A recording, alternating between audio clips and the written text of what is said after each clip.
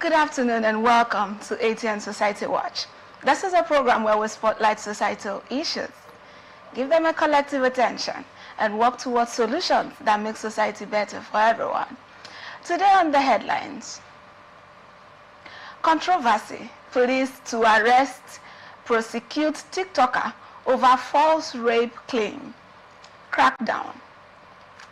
Government demolishes buildings linked to cultists, declares suspects wanted. Probe. Police recover 300,000 naira.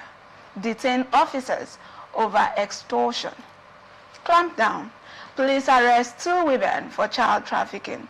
We're open for sponsorship of this program. Jingles and advert placements, news and event coverage, personality, society, and political interviews, product service promotions, and commercials.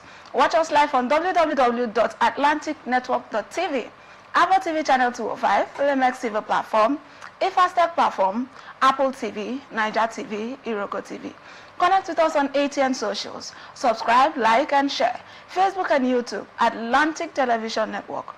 Instagram and TikTok, Atlantic TV Network 1, and on X at Atlantic TV Net. We'll go on a short break, and when we return, I will introduce my guests, and we will dive right onto the story. Stay with us.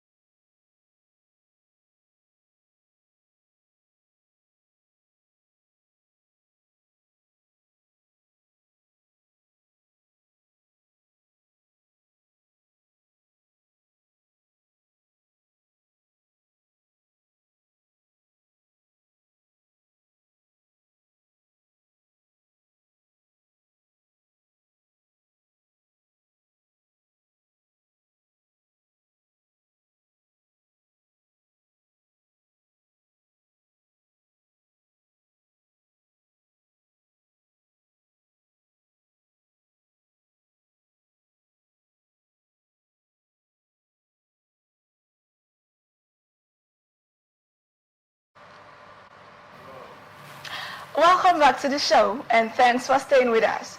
Joining me on the show today is Mr. Simon Ovie Christopher.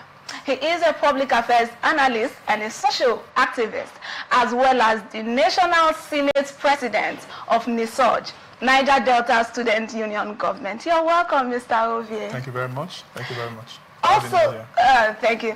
Also, joining me on the show is Miss Oluchi Odo Kalu. You're welcome, Miss Oluchi. Thank you so much. I'm quite excited today because tomorrow is my birthday. Wow. Happy birthday to you. Happy birthday. Happy birthday to I you. wish you all the best. Thank you. All right, now let's go to the report.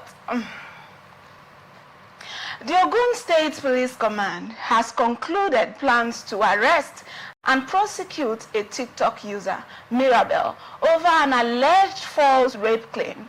The decision follows a viral audio conversation with social media personality Very Darkman, in which she reportedly admitted that parts of her earlier allegations were untrue and that she created a threatening TikTok account to support her narratives. Mirabel had initially claimed that she was attacked and raped by a stranger who forced his way into her apartment in Ogijo area of Ogun State. The allegations sparked widespread outrage online, prompting swift police intervention. She was taken for medical examination and later transferred for further treatment due to her condition. Police sources say she will be taken into custody upon discharge from the hospital and charged to court, with authorities stressing that prosecution will serve as a deterrent. The case has reignited conversations around false allegations, due process, and the impact such claims may have on genuine survivors of sexual violence. You know, the first day I watched the video of this girl on TikTok, to be sincere with you, I almost shedded tears with her.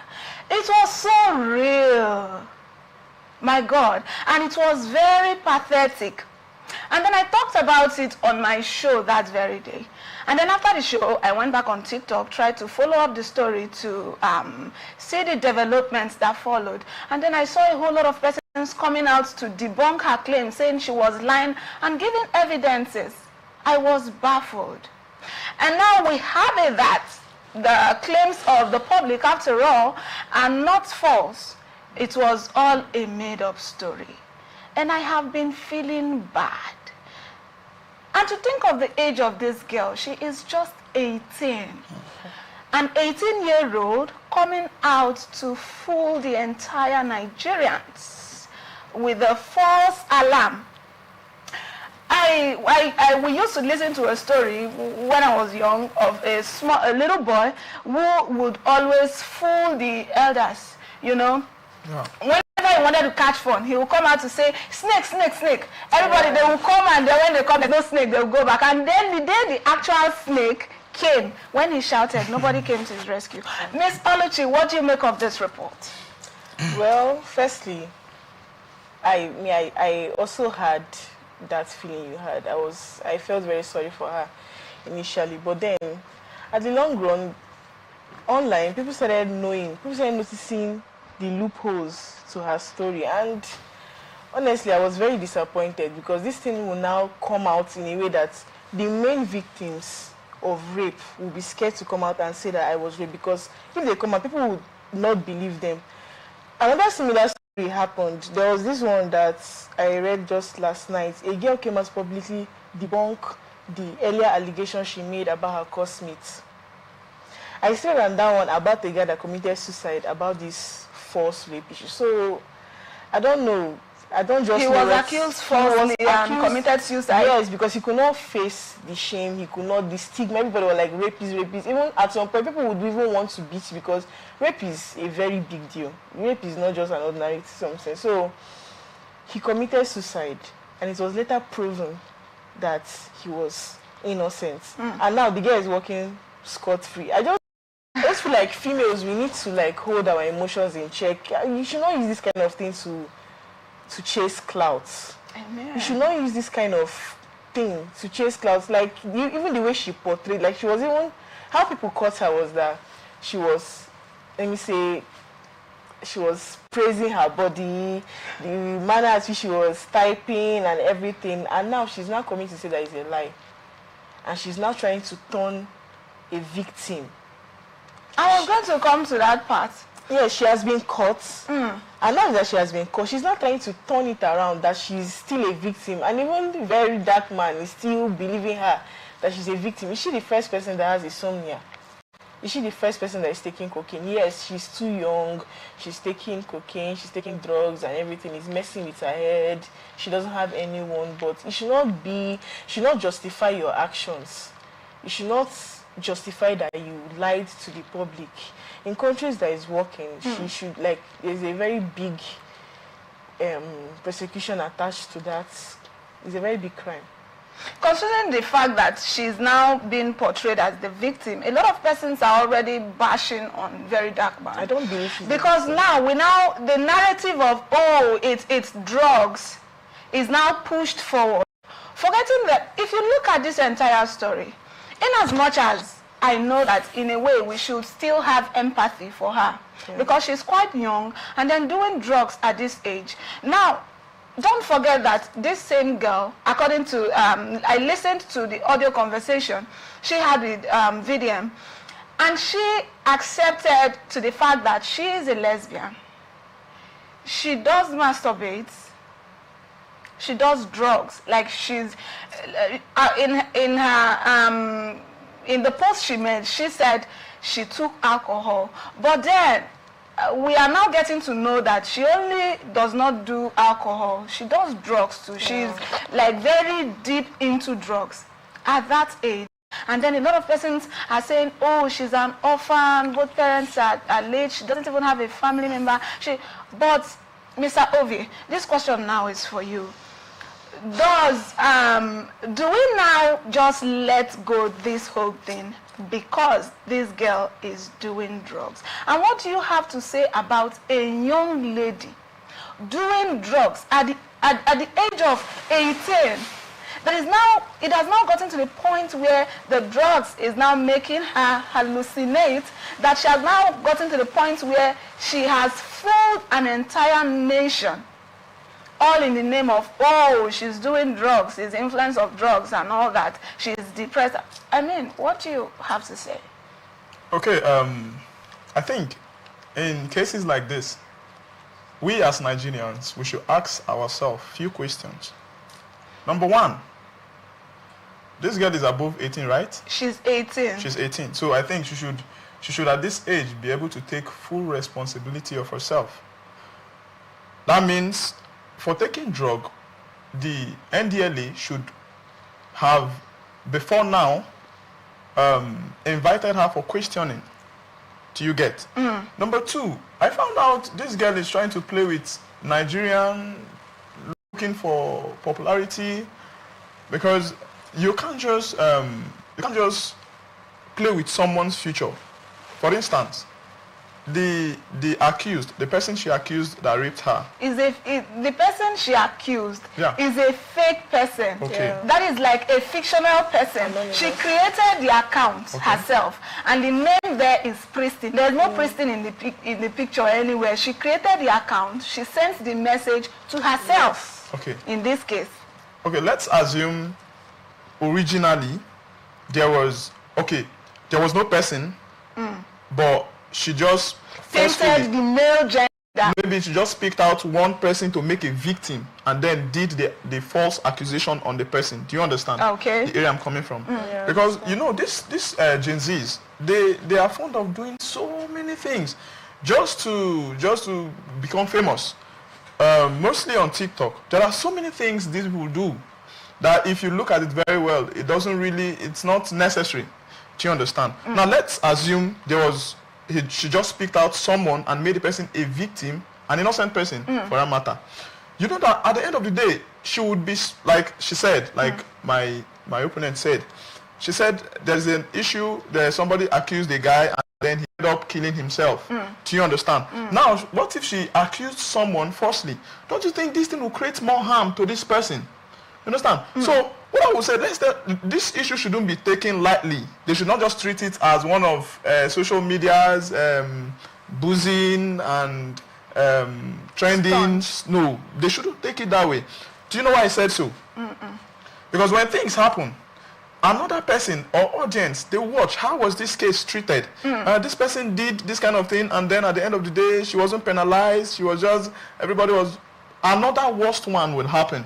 Yeah. So in this case, I would say, number one, I must say, I will commend the authorities in Ogun State for taking her to custody. But like I said, this matter should be taken very, very serious. This girl should be rehabilitated very well. After everything, she should also be arrested. Do you understand? Because I can't even say at the end of the day, if you just treat her there, she goes back home, she wouldn't do something worse than this. If she can go as far as inflicting injuries on herself and then accusing someone else or faking it on someone, this is very, very, very inappropriate. It is condemning. You understand? So I think this case should be treated with all seriousness so that it doesn't leave a wrong message in the hearts of other upcoming or TikTokers and then young Nigerians. So we don't experience something worse than this. So I think that's what I have to say now. Thank you so much, Mr. Ovia. You want to add something to what he just said? Yes, what I want to say is I totally agree with him that this should not be taken lightly. Because what if she had not been caught lying? What if nobody knew? That's why she will fabricate the story, and to make it look more real, she would tag one person, maybe a guy that must have done her something bad in the past. She would tag that guy, that this is the guy, and everybody will come after the wood. So I feel like it should not be taken lightly, and in as much as they are persecuting her, they should also rehabilitate this girl. She needs help because she's still young. She doesn't have a mother, a father, siblings, and there's this video she made that her auntie, she was talking with VDM, the auntie that said she would look after her, be a relative, has not even called her since her mom died. So they need to, that's why I like that the Nigerian government changed it from Nigerian prisons to Nigerian Correctional Service, where they correct you and rehabilitate you to be a better person, because she's still young, she still has a great future ahead of her. And this thing should also sound as a warning to girls that go around fabricating stories. I said earlier, there is a girl that posted a video to be bunged that her classmate is not a rapist because they arrested Mirabel. I'm very sure that's what triggered her to make that video. So she should, they should not take it lightly. And also this NDLEA, they should also look for how they will, because once you start taking drugs, it's very difficult to stop. It's very difficult to stop. Even in this, her sexuality, her being a lesbian. I feel like lesbians, they fill you with so much bad things about the opposite gender. They will tell you a lot of things that men, this one, men, that one. That is why she will continue to be. So that's why they should rehabilitate her, change her mindset from her being alone, the depression, everything. Change her mindset from being a lesbian. That's not how nature. That's not how nature programmed us to be. She should also, give her a job, something doing, like let her not depend on anyone or something like that. So. All right, thank you so much for your beautiful perspectives. At this juncture, I would like to say that in as much as we are not happy with what this girl has done, we should, I'm calling on all Nigerians, our viewers, everyone out there, we should have a place in our hearts to have a bit of empathy, sympathy for this girl. You know, depression is real, in as much as it doesn't excuse her actions, but then we should still see reasons with her to an extent. This is an orphan, no family member. She's surviving all by herself. I saw one of her posts where she said she even failed. She wrote WIAC last year, was it this year, and she failed English. She's trying to get in school, she's trying to survive all by herself, and then it's hard. And then I would say that this girl at this point needs help. Even as we criticize, let's also look beyond her mistakes and then have a place in our hearts to forgive her and then have empathy for her. And we are hoping that the Edo State government is going to handle the case as it is supposed to, help her where necessary and correct her, probably punish her if necessary at the long run. All right. Meanwhile, the Edo State government has demolished a building in Amabwa, Benin City, linked to suspected Aye cult members following recent cult-related killings.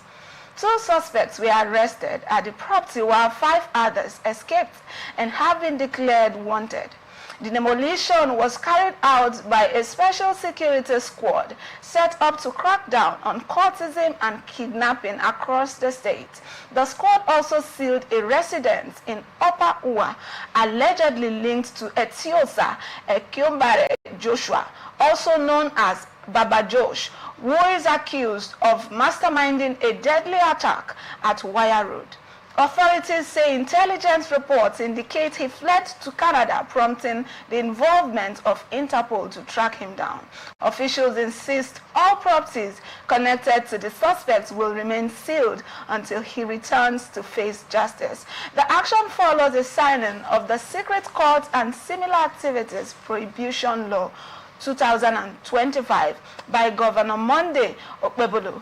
The law imposes the death penalty for court-related killings, 21-year jail terms for sponsors, and 10-year imprisonment, plus property demolition for anyone harboring cultists, as the state intensifies efforts to end cult violence. Whenever I hear of cult cases like this, do you know the first thing that comes to my mind? You know, at the point I was even thinking, although, yes, let's recognize the fact that the rate at which this cult is now operates and the rate at which young boys now involved in cult activities has reduced. Yes. That's because internet fraud has shifted a lot of people, a lot of attention from cult-related activities. So sometimes when I still hear that young boys still involved in cult activities, I'm shocked. Like, how? You have yourself beaten, they beat you with cutlass, and then they call it initiation. You have nothing to gain, they make you, and then people are still involved in this. What is happening? What do you make of this report, Mr. Ovie Simon? Okay, I think this storyline, this headline, is very important, and I think the society. When I say the society, I am speaking directly to the young guys out there, because even I can't lie, I grew up in an environment where there are so many influence of cultism. You understand? Mm-hmm. And as at that time, my dad was so much, all of his attention was on me. And then he was scared, because sometimes you don't want to get involved in most of these cults, aye, and so on and so forth. But sometimes they force you in. Sometimes too, peer pressures. Sometimes too, because you want to feel among, you don't want anyone to intimidate you in the environment. You find yourself in this, getting to mingle with these people. Do you understand? And I remember the other day, I think a few months ago, one of my younger brothers, he was coming back, and then he was putting on red shirt and a black trouser on his way coming back, and just around Choba Junction or somewhere. Some guys just met him and said he's putting on their color. So why is he putting on their color? Oh yeah, what are you having? They took his phone, took some things from him. And when he came out to me, I was like, when did they make this particular color set of persons? But funny enough, this is the society where we find ourselves. You can't do too much. You can't. I think we are limited at some point, because if you want to speak up, they can just come with their gang, hurt you, so on and so forth. So I would really want the Nigerian police, both the SARS, anti-robbery squad, and so on. They should put more attention. Like you said, truthfully, the rate at which young boys have been influenced into cultism, it has reduced drastically. I can't even lie, because I can remember when I was maybe 12 years back, when I was at the age of 10, 12, 15, it was so high. Like I told you, the environment I stayed, you just wake up one morning and then you hear they've killed some person. I can remember so many of my classmates and so many classmates then that were shot. They were victims of this cultism. You understand? Most of them didn't just join because it gives money. Of course, you know it doesn't give any money. So I really want the government to put so much attention.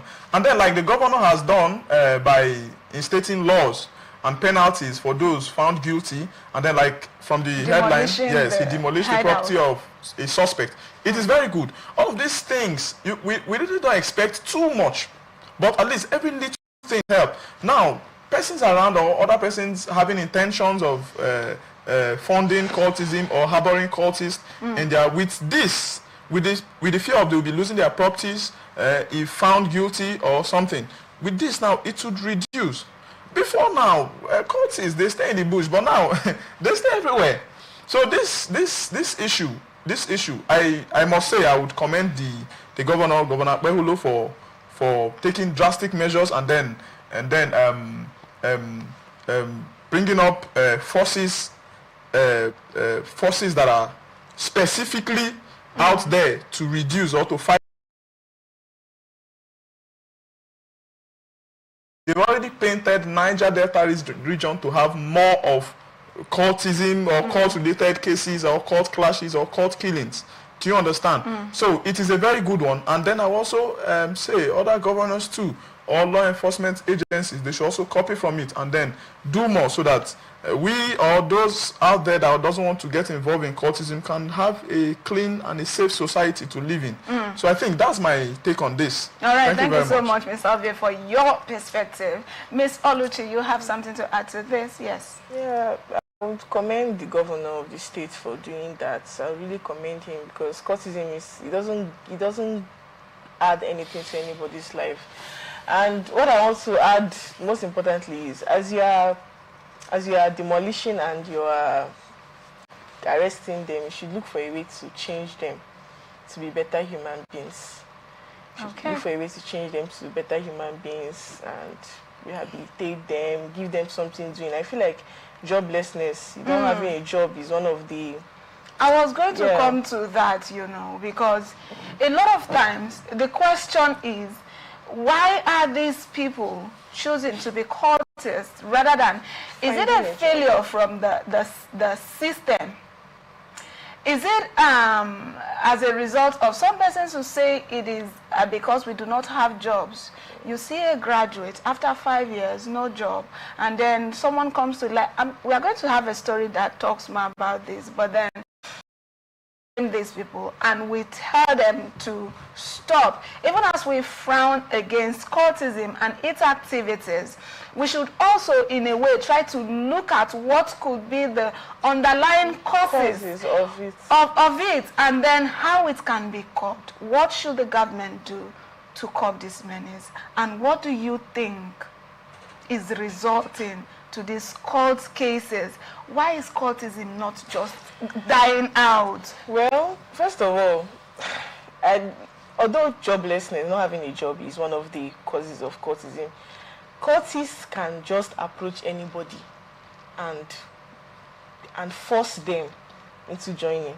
Like my cousin brother is married now. He was telling us in his house that because he had money in school, he was, I think during his IT time, he was working and schooling. So he had money. So cultists felt like he would be an asset to them if he joined. Yes, they would be an asset. He would be an asset to them. So they were trying to force him, coming close to him, trying to be his friends, to join them. Also, another person I heard from, I think from my brother, saying that some of his friends, they will approach you and tell you to join them.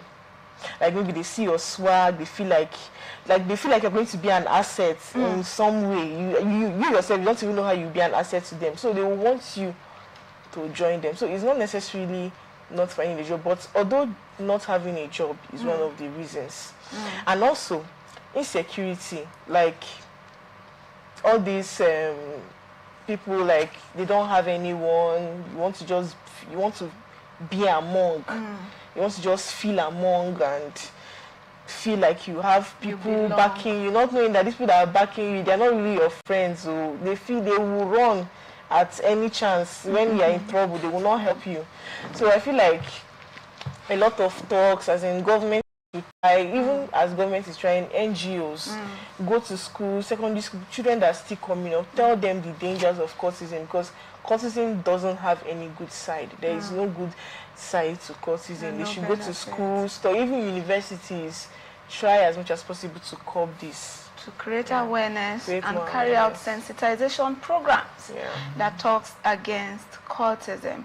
Thank you so much for your beautiful perspectives. Meanwhile, the Oyo State Police Command has detained a special response squad officer and queried his team leader, an assistant superintendent of the police, over the alleged extortion of 300,000 naira from a resident.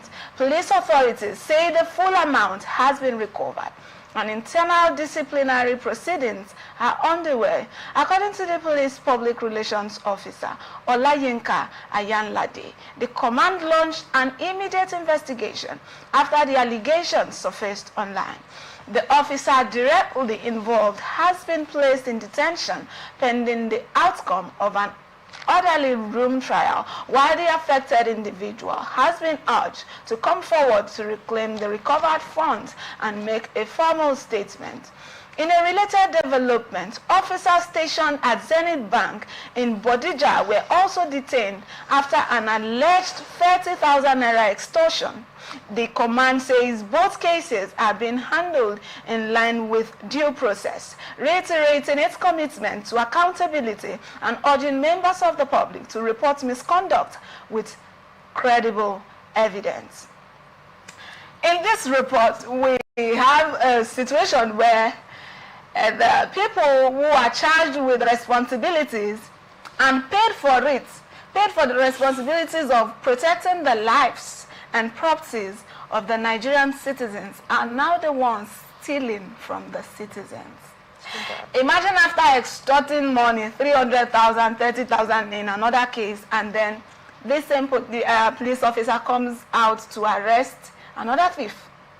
A thief arresting a thief. What do you make of this report, Mr. Christopher?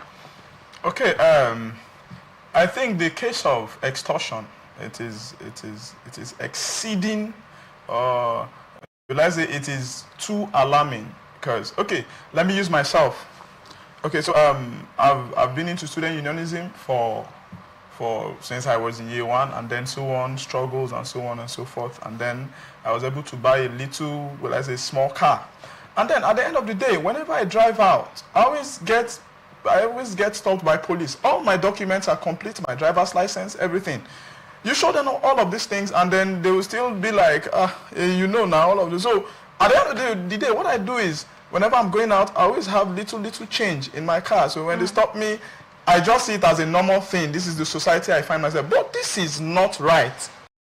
You can't tell me someone can just drive from, maybe from Choba to Rumokoro, and then you don't give out to the police. It is wrong. It is wrong. This agency, these persons, they are placed there to protect us.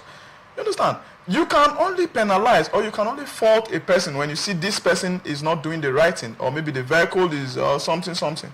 But for a person, your particulars are correct, you have your driver's license, your vehicle are in good conditions, and then you still take something from them. It is very, very wrong.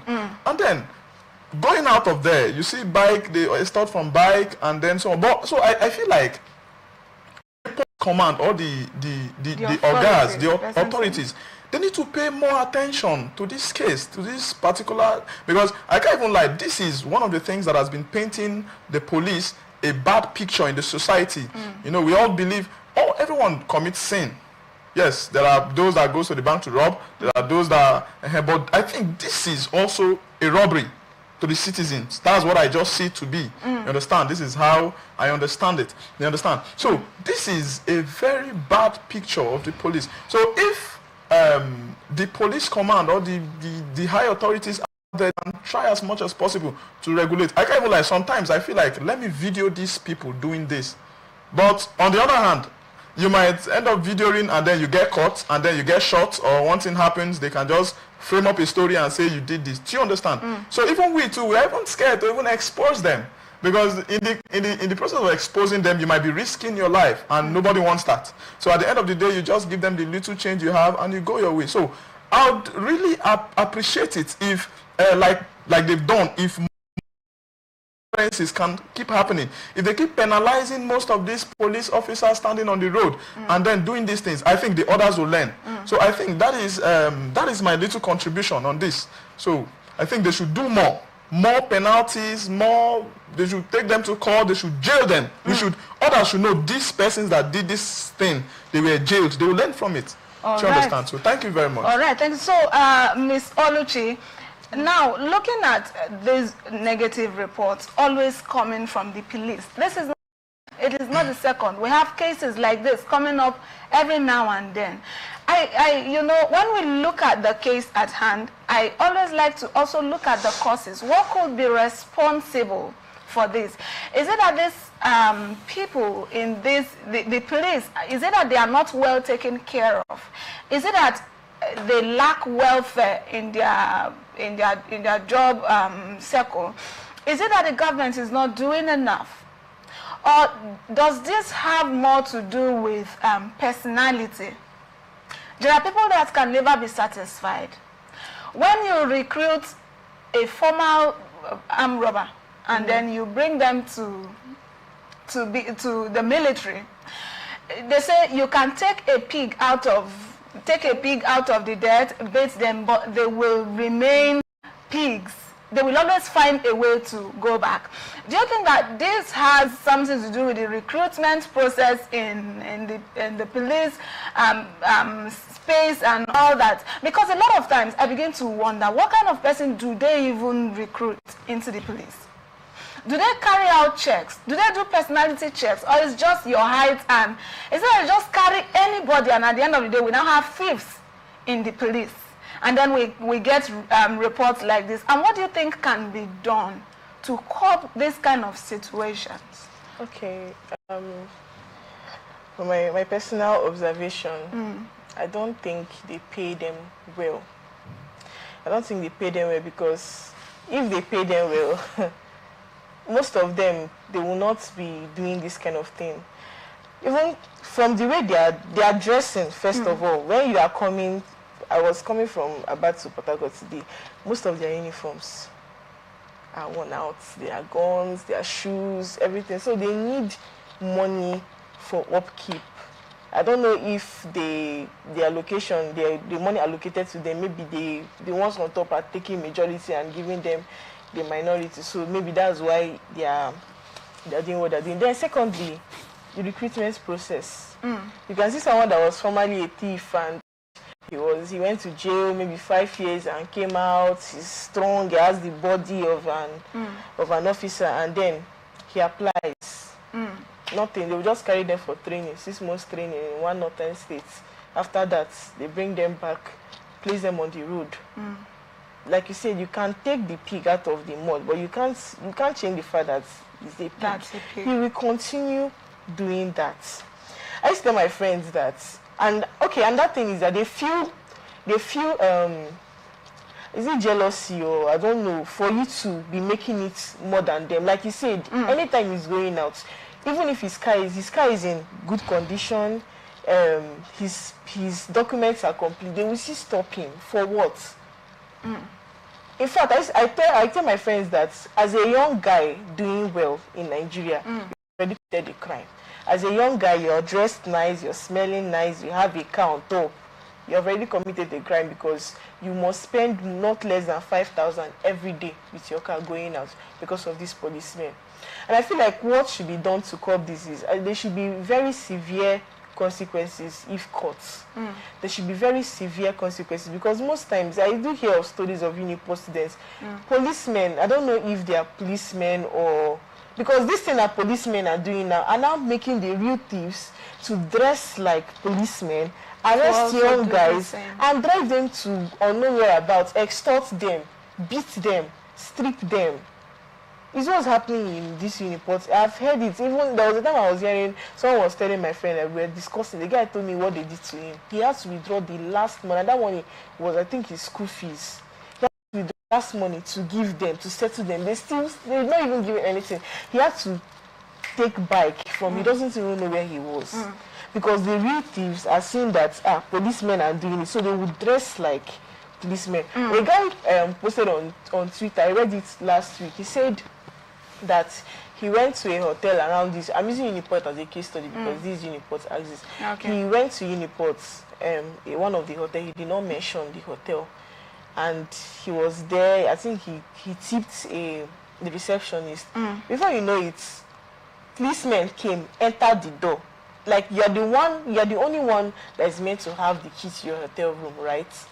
But how did the police get access to his room? Opened the room, took his bag, started carrying his phone like he's a Yahoo boy. I was like, how is he a Yahoo boy? Because it's car key. They were like, how are you able to afford this thing when you're not a Yahoo boy, that they are going to arrest him?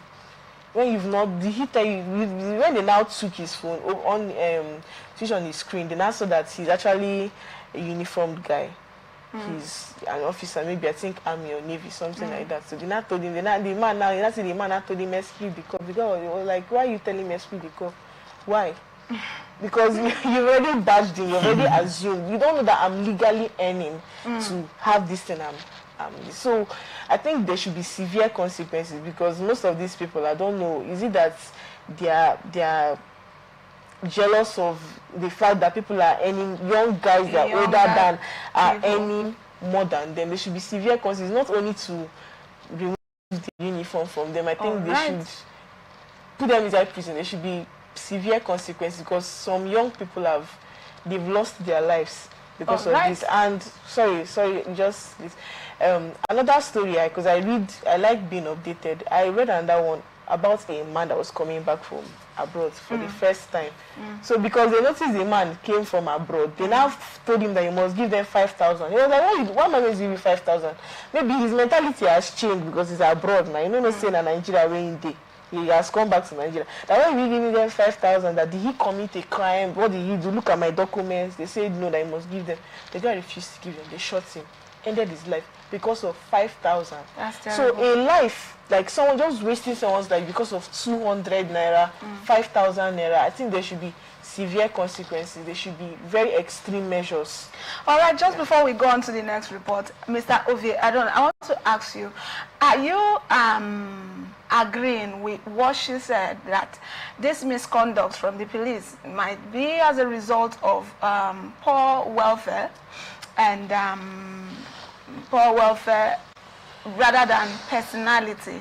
Is it that they are not well taken care of, or is this just a personality thing? Because in as much as we have the police behaving like this, you can agree with me that not all of them are like this.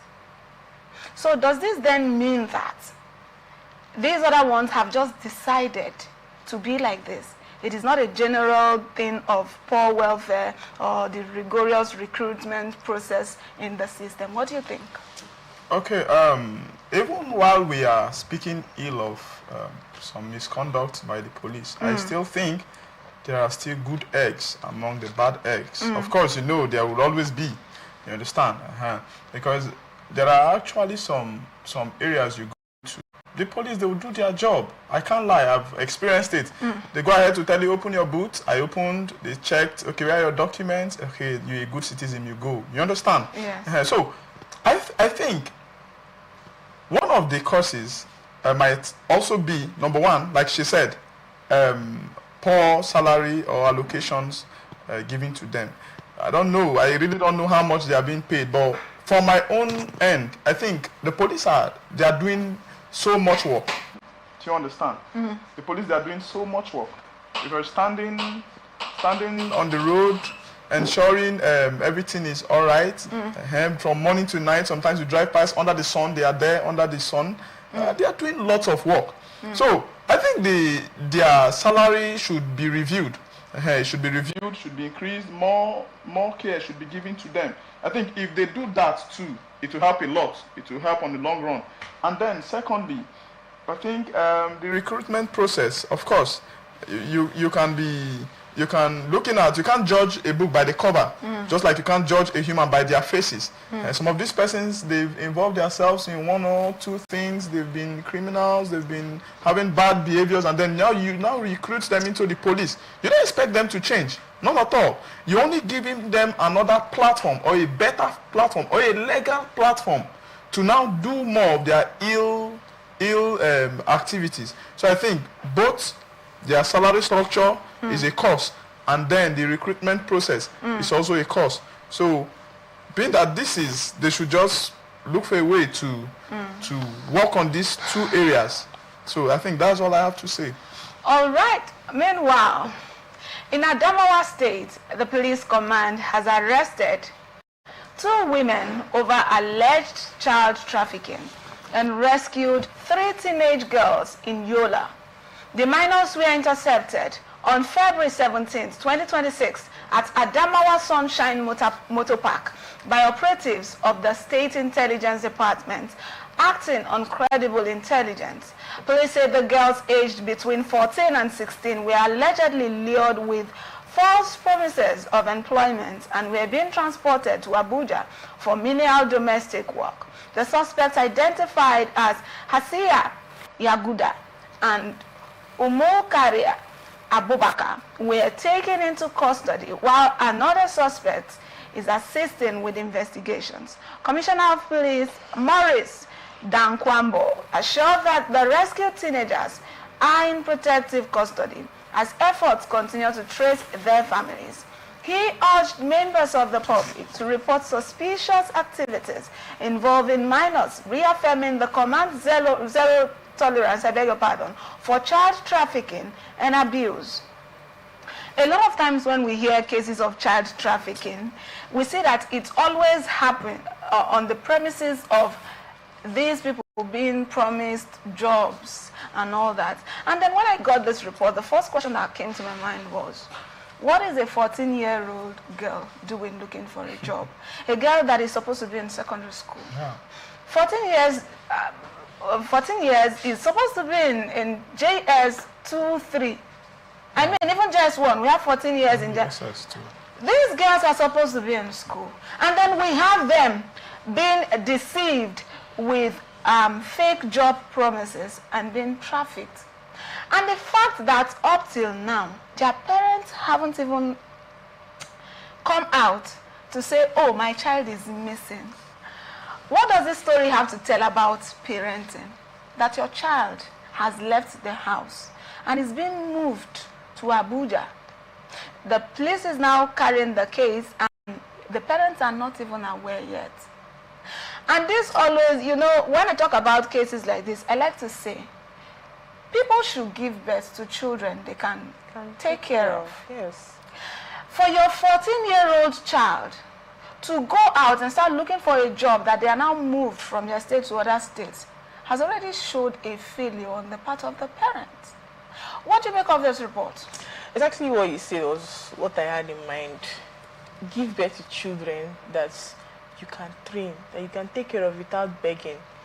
Because these children will grow up to be bad people in the society, to be taken advantage of. Imagine, and now this trafficking, they'll be trafficked for maybe their organs, using as sex workers, and they're about slave helps, being maltreated anyhow. Children that are human beings. Have children that you can train. And I also want to add that before you start having children, I think you should have something doing first. You should have a source of income. Like even if it's a little source of any, like very small, but at least have something. Be financially stable. Be financially stable before you bring a child into the world. It's not bringing a child to suffer.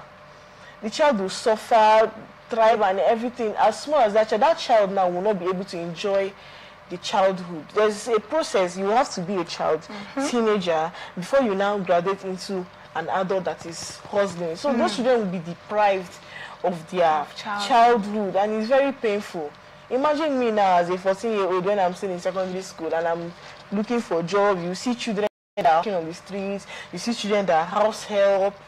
And this house help, there are a lot of, I'm even feeling emotional because I've seen on the internet what this kind of children pass through. So I feel like first, before you become a parent, know what parenting is about and have a source of income.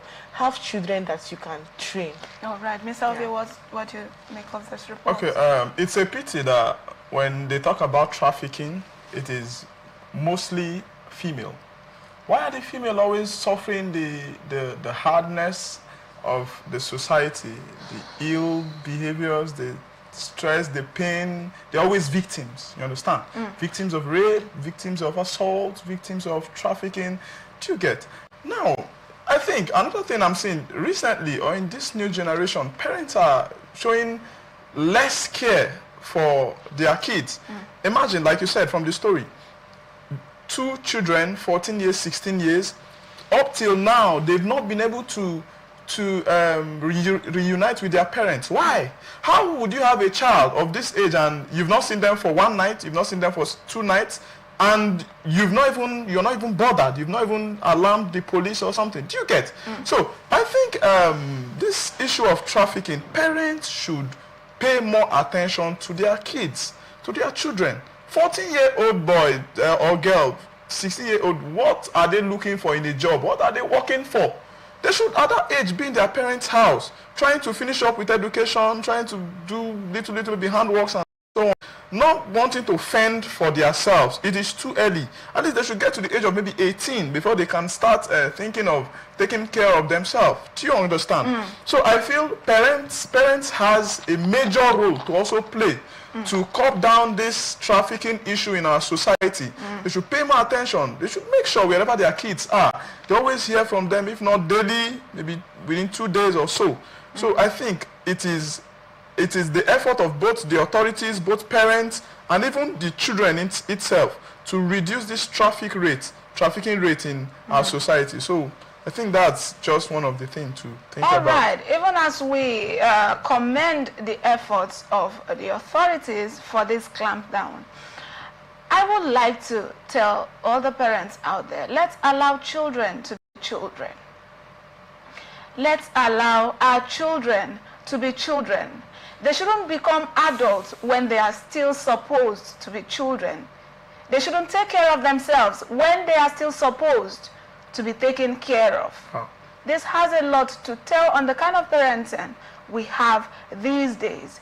Parents should shoulder their responsibilities and save our children from being prey like this.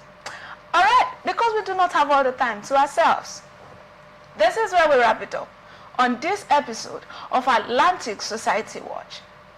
Thank you, VA, for coming. Thank you very much. Thank you, Thank you. Ms. Thank you so Oluchi. much. Thank you Anytime. for all of your beautiful perspectives. Thank you very much. Yes. Thank you. We're open for sponsorship of this program, jingles and advert placement, news and events coverage, personality, society, and political interviews, product, service promotion, and commercials. Watch us live on www.atlanticnetwork.tv, Apple TV channel 205, Linux TV platform, Afastel platform, Apple TV, Niger TV, Iroko TV. Connect with us on ATN Social. Subscribe, like, and share. Facebook and YouTube, Atlantic Television Network. Instagram and TikTok, Atlantic TV Network 1. And on X, at Atlantic TV Net. Remember, and don't forget, that peace and unity are the pathways to progress. I am Ofina Anuja.